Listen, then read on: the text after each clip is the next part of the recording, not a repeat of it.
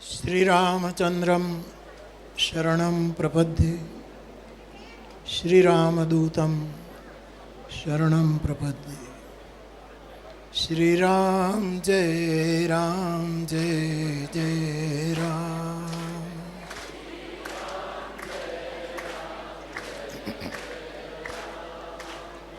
श्रीराम जय जय राम।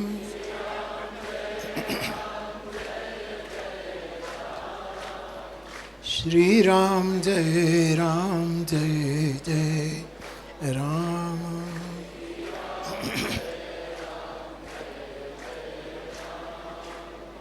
मंगल भवन अमंगल हारी मंगल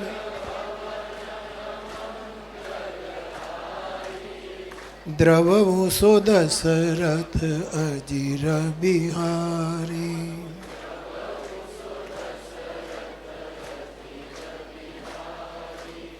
श्रीराम जय जय राम।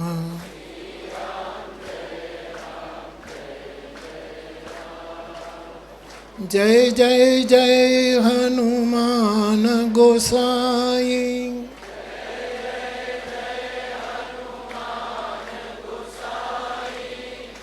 कृपा करो गुरुदेव की नाई।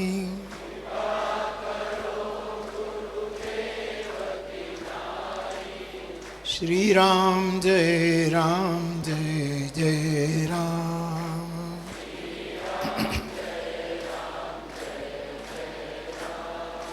श्रीराम जय जय राम।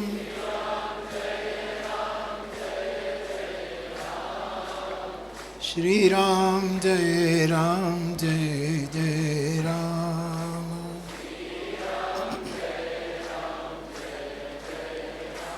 बोलिए हनुमान जी महाराज की। तलगाजरड़ा चित्रकूट धाम सावित्री माँ प्रभुदास बापू एमनो परिवार अने अमारा तलगाजरड़ा में रहेली बधीज समाधिओ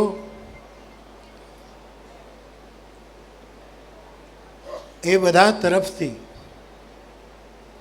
आयोजित आ आखो प्रसंग आम तो साधु में खास करीने अमारे वैष्णव साधुओं में समाधि आपीए एटले बधा ज अमारा क्रियाकर्म पूरा थाय छे। भंडारो तो साधु ने सगवड़ थाय त्यारे करे, घणी वखत न पण करे। एटले समाधि अपाय एटले बधुं ज पूरुं, न पछी कोई शोक सभा, न कोई शोक भांगवानो, न कोई 12मुं 13मुं जे कांई कशुंय नथी थतुं। श्राद्ध पण नहोता थता। तो एवी एक अमारी प्रवाही परंपरा छे। त्यारे समाधि त्यारे बधुं पूरुं थयुं, परंतु आ एक शक्य होय तो भंडारा निमित्ते बधा भेगा थाय। ए प्रवेश करूं एना पहला बधा ज मारा पूज्य चरणों जे मंच पर विराजित छे, आखो समाज आपणो अहींया विराजमान छे, ए बधा वती अने मारा रामकथाना फ्लावर्स देश दुनिया मांथी आवेला सौ भाई बहनों ग्रामजनों ए बधा वती आपणे सौथी पहलू काम ए करीए के अमदावाद में जे विमानी दुर्घटना घटी अने एमां 290 व्यक्ति निर्वाण पद ने पाम्या एवो अखबारी अहेवाल छे। अने जेमां आपणा गुजरात राज्यना पूर्व मुख्यमंत्री विजयभाई रूपाणी पण निर्वाण पद ने पाम्या अने बाकीना बधा ज વિમાનમાં હતા. એ વિમાન ટકરાયું, જે હોસ્ટેલ સાથે ત્યાં ડૉક્ટર્સ, વિદ્યાર્થીઓ એ પણ દિવંગત થયા એવા વાવડ છે. કેટલાક હોસ્પિટલમાં છે. એ જલ્દી સાજા થાય એવી આપણે પ્રાર્થના કરીએ. પરંતુ સૌ પ્રથમ આ સાધુ સભામાં આપણે બધા જ એ 290 જે દિવંગત થયા છે એને મારો આખો સાધુ સમાજ શ્રદ્ધાંજલિ સમર્પિત કરે. એમના નિર્વાણ માટે, એમની સદગતિ માટે અહીંથી બધા જ સાધુઓને બધા જ આપણે એમના માટે શ્રદ્ધાંજલિની પ્રભુ પ્રાર્થના કરીએ છીએ. બીજું, આટલા સંતો અહીંયા પધાર્યા, અમારી દેહાણ જગ્યાના બધા મહાપુરુષો પધાર્યા, મંડલેશ્વરો, અને જેમને હું મારી વ્યક્તિગત રીતે કાશી વિશ્વનાથના પ્રતિનિધિ ગણું છું એવા જગદગુરુ પરમ પૂજ્ય સતુવા બાબા પધાર્યા. આપ સૌ, કોઈનું નામ ન રહી જાય એટલા માટે નામ નથી લેતો, પણ આપ બધા જ પધાર્યા અને આમાં બેઠેલા સૌ, એ બધાને પ્રણામ કરીને હું આપ સૌનું તલગાજરડા ચિત્રકૂટ ધામ તરફથી સ્વાગત કરું છું. મને એમ કહ્યું કોઈએ કે આટલા બધા સંતો આવવાના છે. મેં કીધું આવે, મારા તરફ એનું વાલ છે. અને આ બાવો જ્યાં સુધી બને ત્યાં સુધી બધે પહોંચ્યો છે. અને તેથી આ બધા મને આશીર્વાદ આપવા આવે એ પધારે છે. હું બધાને પ્રણામ કરીને સ્વાગત કરું છું. સમાજના વિવિધ ક્ષેત્રોમાંથી અનેક સદભાવનાના સંદેશો આવ્યા. રાષ્ટ્રીય લેવલે આપણા યશસ્વી વડાપ્રધાન નરેન્દ્રભાઈ મોદી સાહેબનો ટેલિફોનિક અને લેખિત સંદેશ પણ આવ્યો. બીજા અન્ય કેટલાય અગ્રણીઓ એમણે મારા તરફ સદભાવ વ્યક્ત કર્યો છે. એ બધાને યાદ કરું. નાનામાં નાના માણસથી લઈને સૌને સ્મરીને આપના સદભાવ માટે હું આપ સૌને ખૂબ ખૂબ પ્રણામ કરું છું. જય સિયારામ કહું છું. શું કહું એને મને ખબર નથી, પણ આપને એમ થશે કે સીધું બાપુએ માઇક કેમ પકડી લીધું. આમ તો બધાના આશીર્વાદ લેવા જોઈએ, પણ બે કારણ. એક કે ભાઈ આપ ચિત્રકૂટ ધામ તલગાજરડા પધાર્યા છો એટલે સ્વાગત મારે કરવું જોઈએ, એટલા માટે ઊભો થયો છું. બીજું કારણ પછી કહું. તો બીજી વાત, આપણે ત્યાં નિયમ છે ભંડારા મંડપમાં કે સાધુ સંતોના સામૈયા થાય. આ નિયમ અમે તલગાજરડામાંય પાળ્યો છે, પણ આ વખતે આ સામૈયાનો કાર્યક્રમ બંધ રાખ્યો છે. કારણ કે 290 વ્યક્તિઓ નિર્વાણ પામ્યા હોય ત્યારે સાધુઓને આવું શોભે નહીં. એટલે એમ કીધું, મેં કહ્યું કે બધા અહીંયા આવીને બેસી જાય અને હું બધાને પ્રણામ કરી લઈશ. તો કોઈને એમ ન રહે, બાપુ પધારો પધારો બાપુ પધારો, એ છે, કોઈને એમ રહે. કારણ કે સાધુમાં જે સાધુતા છે, આટલા વર્ષોની યાત્રા પછી, સમાધિઓના દર્શન કર્યા પછી, અનેક સાધુ સંતોના દર્શન કરી એને સમજવાની કોશિશ કર્યા પછી તલગાજરડું એવા નિર્ણય ઉપર આવ્યું છે કે સાધુતાના 5 લક્ષણ છે, જેને હું સાધુ પંચક કહું છું. આ 5 લક્ષણ છે. એ આપની સેવામાં મારે રજૂ કરવા. મેં મારા સંતોમાં, મારી સમાધિઓમાં, મારા બધા જ વિરક્ત સંતો હોય કે વૈષ્ણવ સંતો, ગૃહસ્થો હોય, આ બધાના જીવનમાંથી જે મેં જોઈને તારવણી કરી છે, આને શાસ્ત્રમાં ગોતવા નહીં જશું. અને સાધુના અંતઃકરણની પ્રવૃત્તિ સમજીને આ વાત આપના સુધી પહોંચે તો સ્વીકારજો. એક, સાધુતાનું જે પંચક છે એનું પહેલું લક્ષણ છે સ્વચ્છતા. બહુ સ્થૂળથી લઉં છું. સ્વચ્છતા બેની, શરીરની અને વસ્ત્રની ને વેશની એ સ્વચ્છતા, એ સાધુતાનું બિલકુલ પ્રથમ લક્ષણ મને આપણા સમાજમાં જોયા પછી દેખાયું. વસ્ત્ર પણ સ્વચ્છ હોય, શરીર પણ સ્વચ્છ હોય અને એની સાથે જોડાયેલી વૃત્તિ પણ સ્વચ્છ હોય. આ સ્વચ્છતા આપણા સાધુતાનું પહેલું લક્ષણ છે. પરંતુ ઉપરથી ઉજળા એવા દેખાતા સજ્જનો જેવા અને પછી સ્વાર્થી મન તણા મેલા મળે ત્યારે ભયંકર છે એવી એક કવિતા છે. એટલે સાધુતાનું બીજું અંગ જે છે મને દેખાયું તે એ છે પવિત્રતા. બહિર સ્વચ્છતા, ભીતરી પવિત્રતા. સ્વચ્છતા વસ્ત્રની, શરીરની, વૃત્તિની. પવિત્રતા એક તો મનની પવિત્રતા, બીજી બુદ્ધિની પવિત્રતા, ત્રીજી ચિત્તની પવિત્રતા. રામચરિતમાનસ આની સાક્ષી પૂરે છે. નિર્મલ મન જન સો મોહી પાવા. ભગવાન કહે જેનું મન નિર્મલ હશે, પવિત્ર હશે, એ જ મને પામી શકે. એ મનની પવિત્રતા. બીજી બુદ્ધિની પવિત્રતા. જનક સુતા જગજનની જાનકી, અતિશય પ્રિય કરુણા નિધાન કી, તાકે જુગપદ કમલ મનાવમ, જાસુ કૃપા નિર્મલ મતિ પાવ. બુદ્ધિની પવિત્રતા. ત્રીજી પવિત્રતા જેને આપણે ચેતો પ્રસાદ સંસ્કૃતમાં કહીએ. ચેતો પ્રસાદ, પ્રસાદ એટલે પવિત્રતા. ચિત્તની પ્રસન્નતા, એ ચિત્તની આ પવિત્રતા. અથવા તો આ બધું જ હટાવી દઉં. મનની પવિત્રતા, બુદ્ધિની પવિત્રતા, ચિત્તની પવિત્રતા. એ પવિત્રતાનું લક્ષણ એ જ કે ચોથું જે અંતઃકરણમાં અહંકાર ઊભો છે એ ત્રણેયમાં ક્યાંય અહંકાર ન પ્રવેશે ત્યારે ત્રણેયની પવિત્રતા.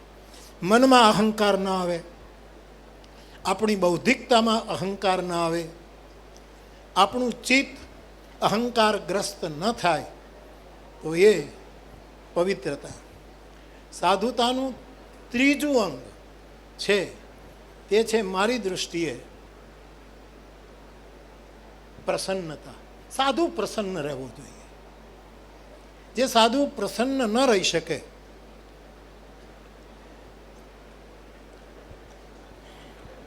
સાધુ જ છે બધા, પણ સાધુની પ્રસન્ન હોવો જોઈએ. જગદગુરુ શંકરાચાર્ય એમ કહી ગયા કે પ્રસન્ન ચિત્ત એ પરમાત્મા દર્શન. જેનું પ્રસન્ન ચિત્ત હશે એ પરમાત્માના દર્શનનો દરવાજો ખોલી શકે છે. કાંઈ કરવું ન પડે. પ્રસન્નતા આ એક મેં સાધુઓને જોયા છે, એને આધારે બોલી રહ્યો છું.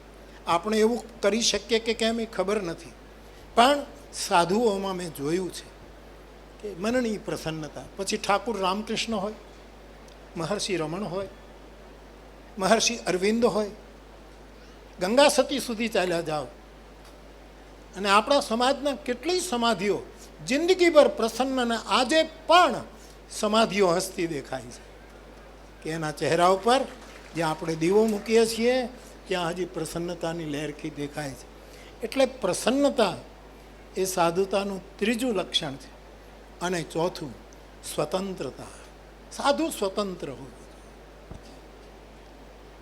પ્રતિષ્ઠા, પૈસા, પદ એ કોઈને આધીન સાધુ ન હોવું જોઈએ. અને એ આપણે આધીન રહે એવી અપેક્ષા નહીં કરવાની. એ એની મોજમાં રહે. હું સવારે બેઠા હતા, અમે કહેતો હતો, કદાચ કાલે માયોભાઈ ને હતા, એમ કહેતો હતો કે માણસ કંઈક ઘડિયાળની વાત નીકળી કે ઘડિયાળ આપણા હાથમાં હોય. घड़ी हिंदी में बात चल रही, घड़ी अपने हाथ में होती है.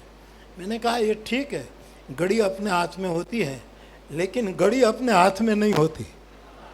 एक पल भी अपने हाथ में नहीं. इस तन धन की कौन बढ़ाई. घड़ी हाथ में है लेकिन एक भी घड़ी अपने हाथ में नहीं है. कब क्या हो कोई पता नहीं. ત્યારે હનુમાનજીના હાથમાં હાથ વજ્ર અર ધજા બિરાજે. વજ્રનો અર્થ સંસ્કૃતમાં ગદા પણ થાય છે. વજ્ર એટલે જેનો હાથ સ્પર્શ કરે તો એ સ્પર્શ ફેલ ન જાય. વજ્ર સ્પર્શ, વજ્રના ઘણા, સંસ્કૃત વાંગ્મયમાં વજ્રના ઘણા સગોત, એટલે વજ્રનો એક અર્થ, હનુમાનજીના હાથમાં વજ્ર નથી, એ પોતે જ વિક્રમ બજરંગી છે. બજરંગ માની એ વજ્ર ઉપરથી શબ્દ આવ્યો, વજ્રાંગ, એટલે આખું શરીર જ વજ્ર છે.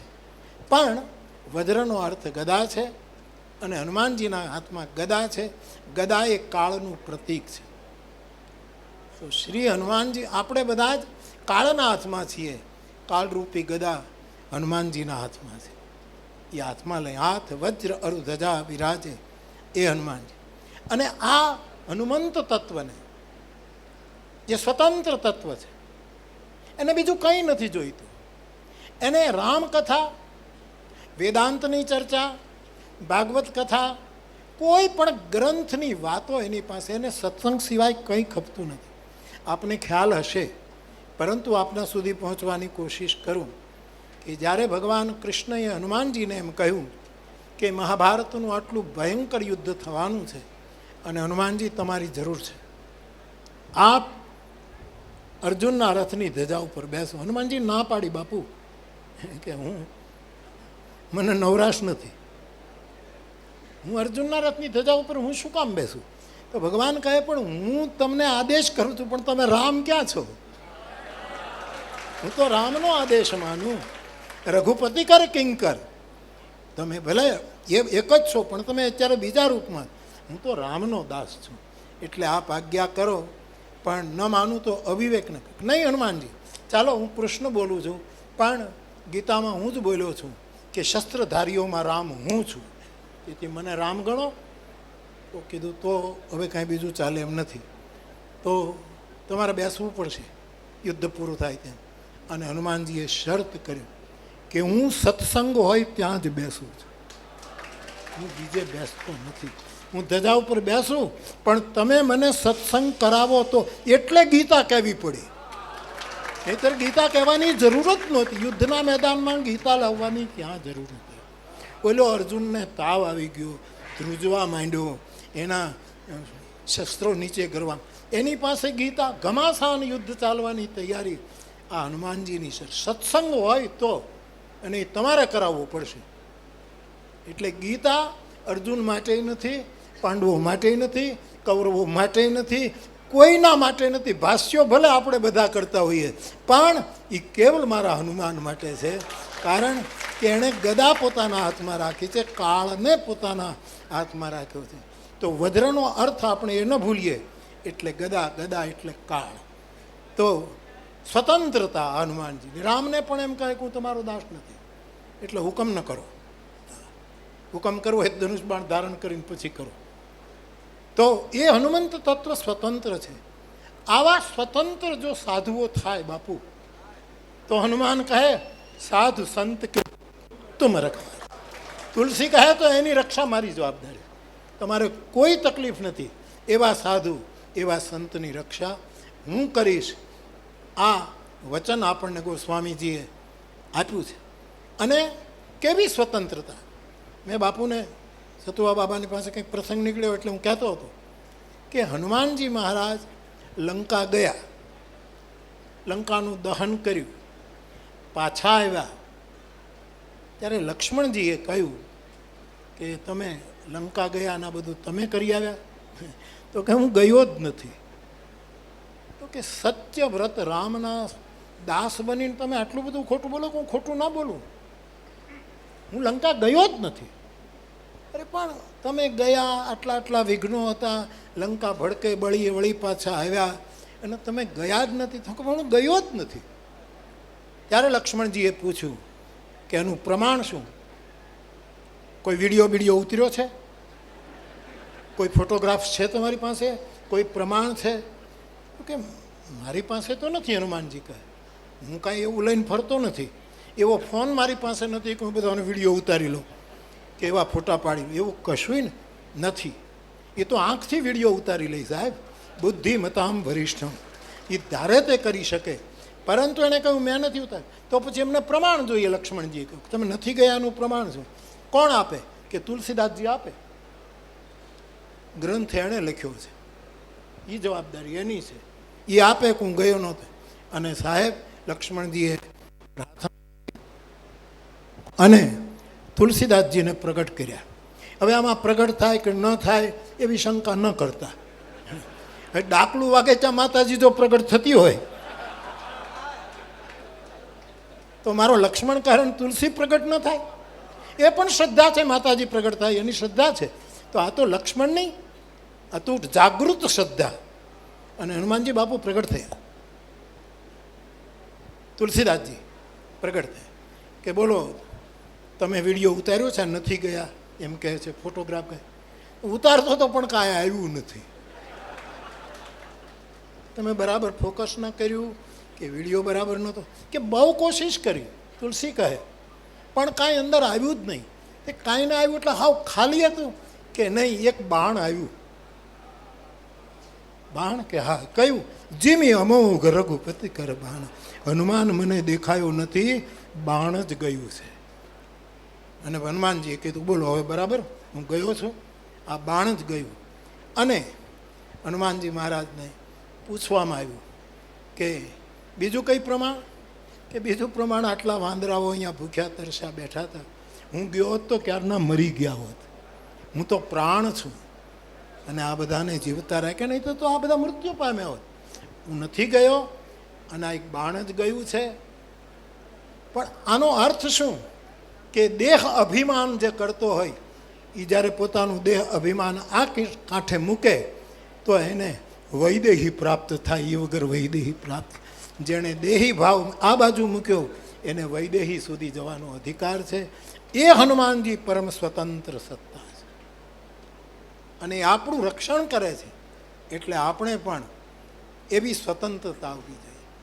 કાંઈક થોડાક લાભ ન મળે તો કંઈ નહીં, સાધુ કુળમાં જન્મ મળ્યો એના જેવું કોઈ શુભ નથી. લાભને મૂકો ને કોળઈ સાથે. સાધુ જન્મમાં તમે જોજો સમાજ ગમે તેટલો નાસ્તિક હશે પણ તમે એમ કહેશો કે હું સાધુનું બાળક છું, તમને માર્ગ આપી દેશે, તમને બેસવાની જગ્યા આપશે કે આ સાધુનું સંતાન છે.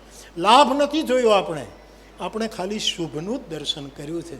તો એ સ્વતંત્રતા આપણામાં આવે. આપણે કોઈને આધીન ન થઈએ અને કોઈને આધીન કરવા નથી. જેને જરૂર હોય આપણી પાસે આવે. પંખીઓને જરૂર છે એટલે હાંજ પડે એટલે માળામાં જાય.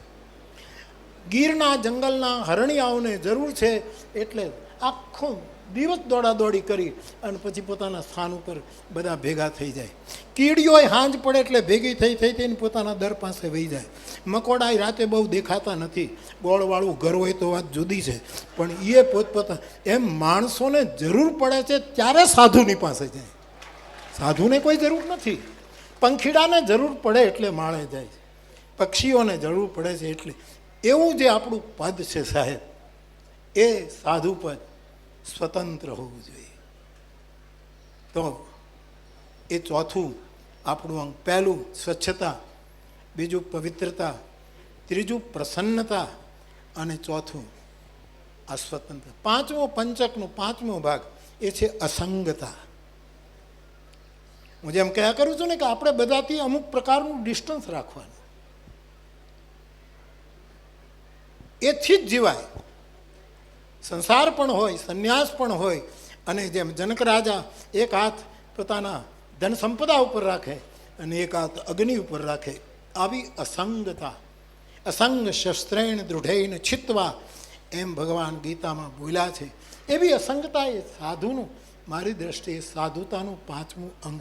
આ પંચાંગ છે, આ પંચક છે.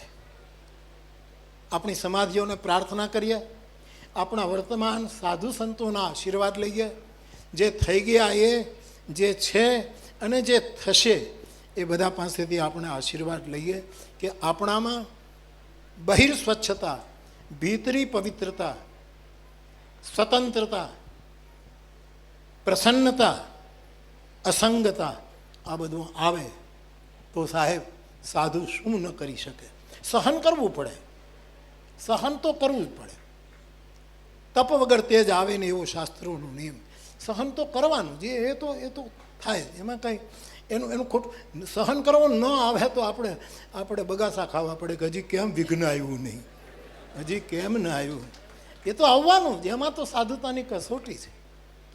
ઓશો રજનીશજી એમ કહેતા કે કોઈકે જઈને, એ અમેરિકા હતા ત્યારે, અંગ્રેજી પત્રકારોએ જે એમને પૂછ્યું કે તમારી આજુબાજુ જે લોકો છે એ કોઈક ડ્રગ લે છે, કોઈક કામ કરે છે, ધ્યાનના પહેલાંમાં કોકને ગળે લગાડીને નાચે છે ને પડી જાય છે ને અનેક પ્રકારનું એવું બધું થાય છે, તો આપને કાંઈ નથી થતું? એણે એમ કહ્યું કે એમાં મારે શું, થયા કરે જે થતું એમાં મારે શું.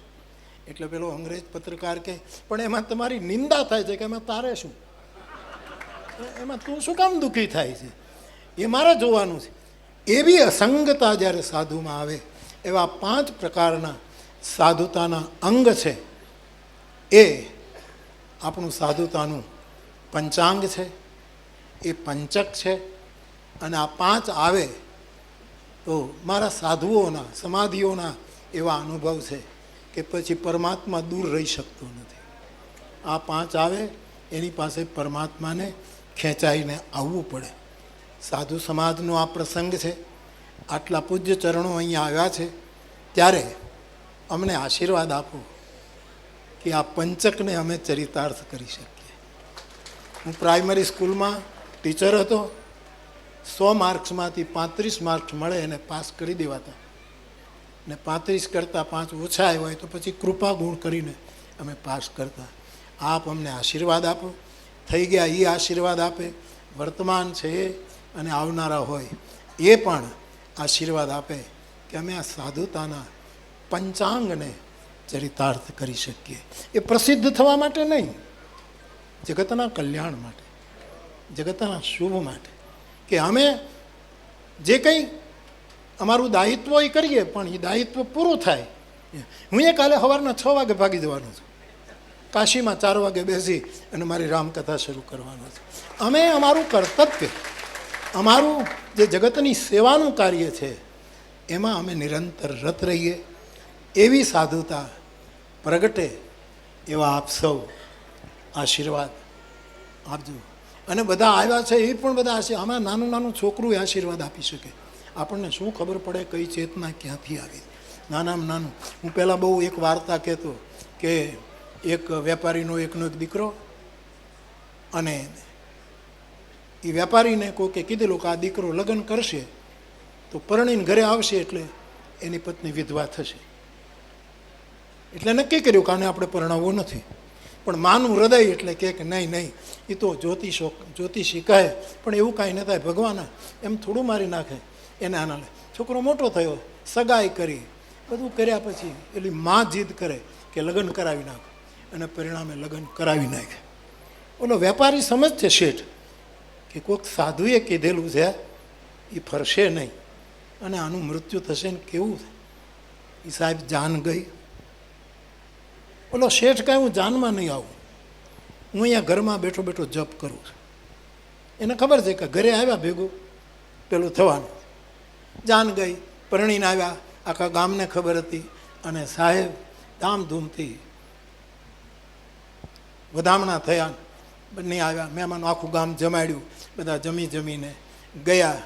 અને પછી પેલો જપ કરતો તો એનો બાપ, એને એમ થયું કે હવે 12 વાગે આનું મૃત્યુ કીધું છે.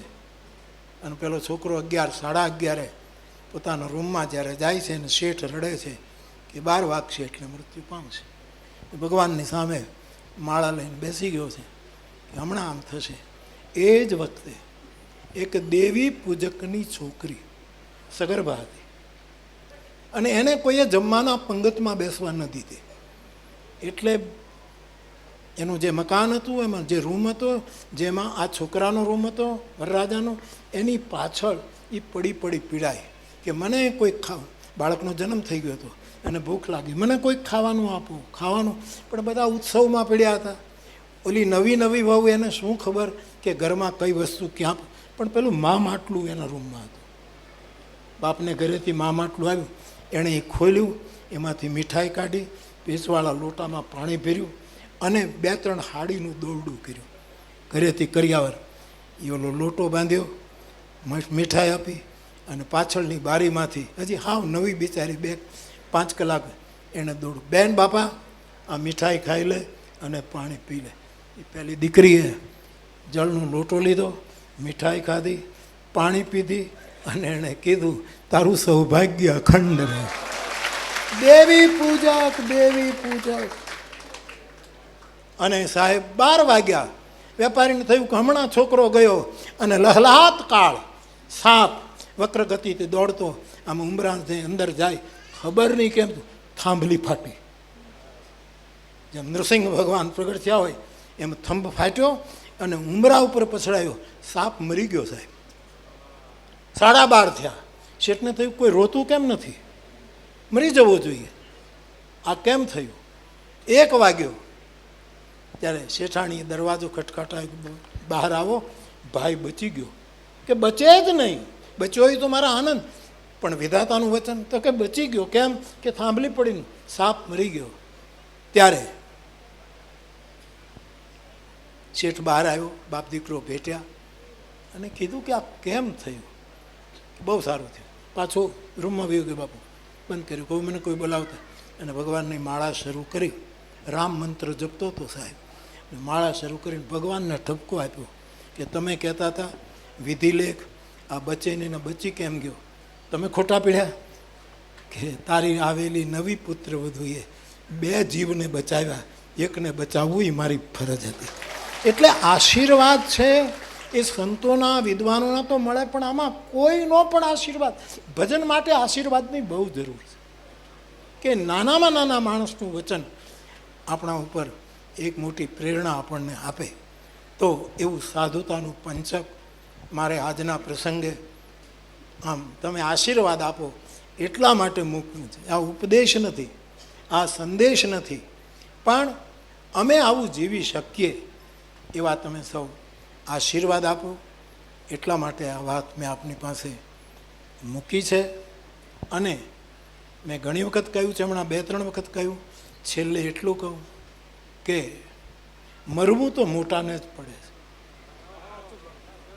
મહાભારતના પ્રસંગમાં આપ જોશો કે જ્યારે જ્યારે કોઈ સમસ્યા આવે છે ત્યારે વ્યાસ પ્રગટ થાય છે. આખું મહાભારત તમે લઈ લો. વ્યાસ એ 24 અવતારમાંનો એક અવતાર છે, કદાચ 20મો અવતાર છે કે જે હોય, પણ અવતાર. જ્યારે જ્યારે સમસ્યા આવી ત્યારે વ્યાસ પ્રગટે છે. માં ગાંધારીએ કૃષ્ણને શ્રાપ આપ્યા કે મારા આટલાને મરાવી નાખ્યા, કોઈ બચ્યું નહીં, આ યુદ્ધને આપ રોકી ન શક્યા હો? ભગવાન જવાબ આપતા નથી. બહુ બોલ્યા છે, અમારી ઉપસ્થિતિમાં અમારા આટલા મર્યા, માધવ તમારી ઉપસ્થિતિમાં આખા કુળમાં કોઈ બચશે નહીં, આવો શ્રાપ આપ્યો, આપ સૌ જાણો છો.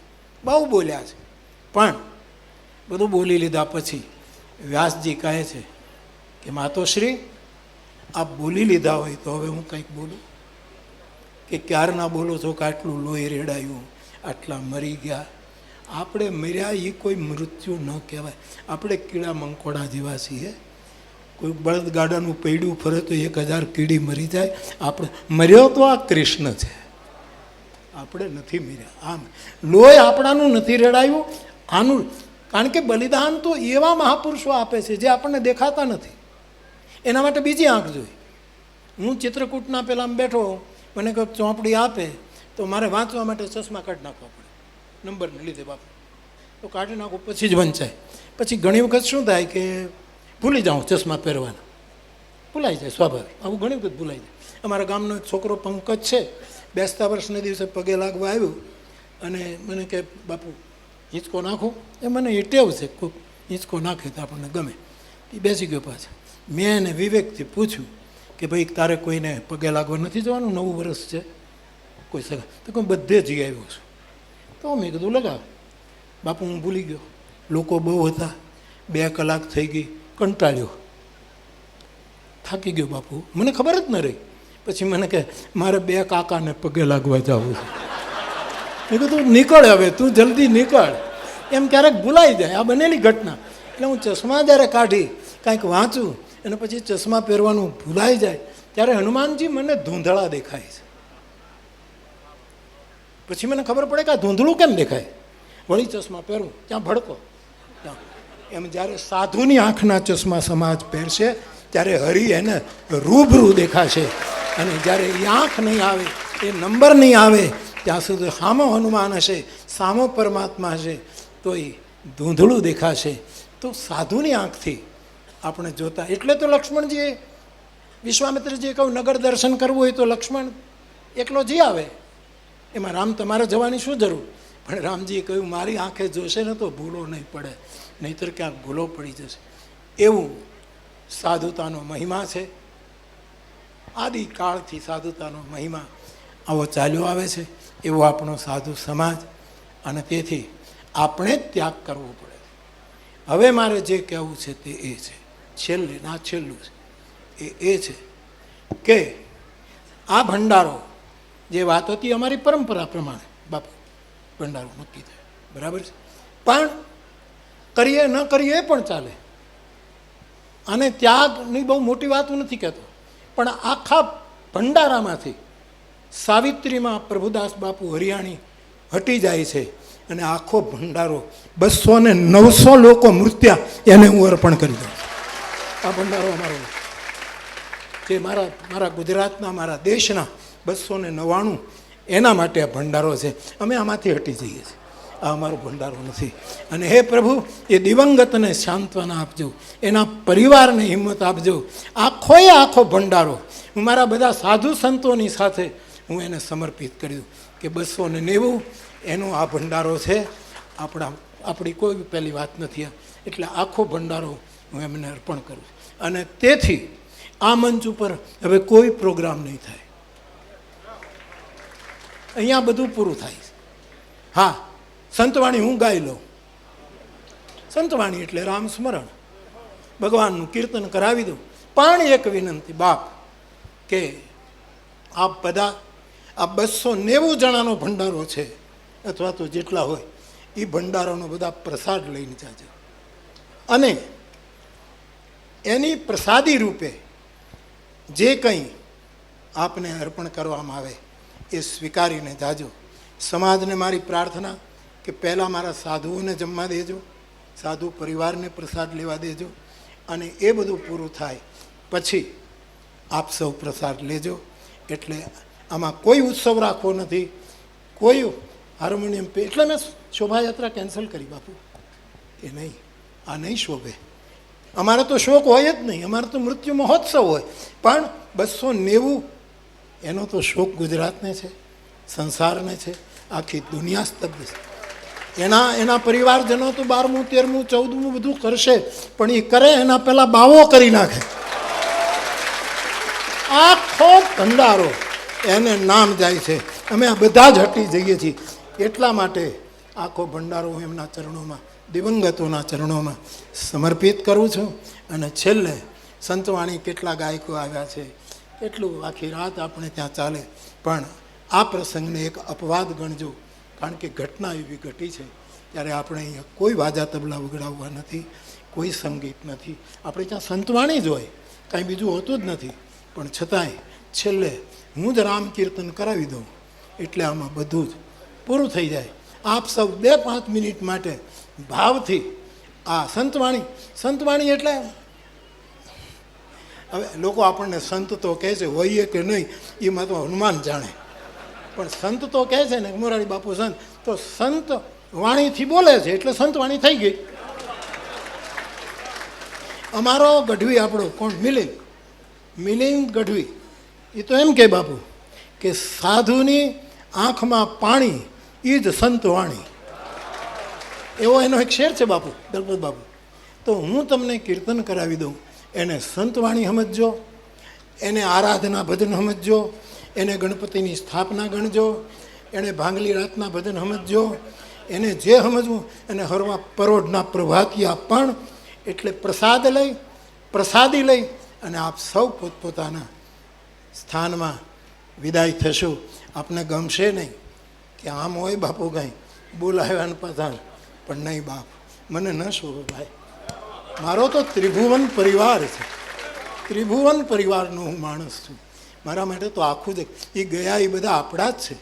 અને તેથી હું આખો ભંડારો આમાંથી અમે હટી અને એના ચરણમાં અર્પણ કરી. છેલ્લે 2 મિનિટ ભગવાન નામ.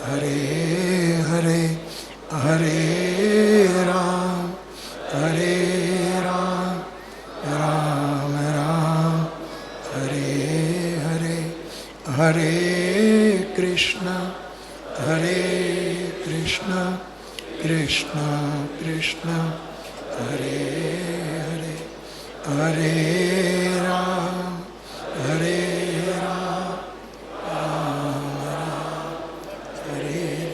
પવન તનય સંકટ હરણ મંગલ મૂર્તિ રામ લખન સીતા સહિત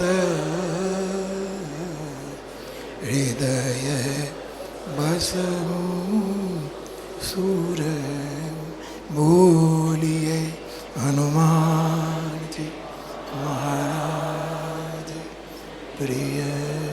હવે ખાલી પ્રસાદ ગ્રહણ અને પ્રસાદી ગ્રહણ બે જ વસ્તુ બાકી છે.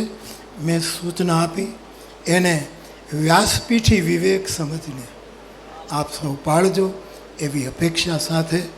અને હું 2 કથા પહેલાં જાહેરાત કરી ચૂક્યો છું કે મારે માનસ સિંદૂરની કથા કરવી છે.